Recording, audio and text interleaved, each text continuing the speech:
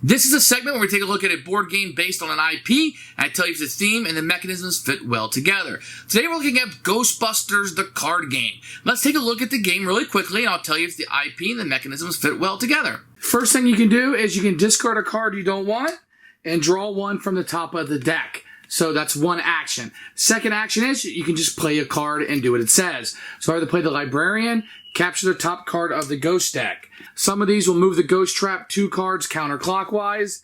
For example there. You might move it clockwise. We're here with Ray. So you just move the trap card around. Now, wherever the trap card will stop based on the card play, if you played at least one action card, then you will take this card and you will score it at the end of the game.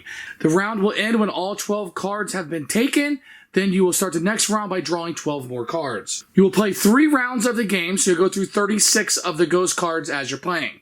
Scoring is pretty easy. Right here, you will see a base score. This one will score you 5 points. This one will score you 1. There are also set bonuses with 4 different icons. Whoever has the most of each of the cards of that icon will get 3 points. Some of the gear will also score points based on set collections. Lastly, you have slime cards. Whoever has the most slime cards will lose 3 points at the end of the game. You count up all the scores that you have. Most points wins. There's not a whole lot about this game that makes sense based on the IP. I guess you have a trap that's going around and you're trying to maybe have a competition so you can capture the most ghosts. It works okay. The card game is very random. You're kind of playing what's in your hand. You're going through the motions of playing. The game isn't very strong, but we're here to talk about the IP and the mechanisms.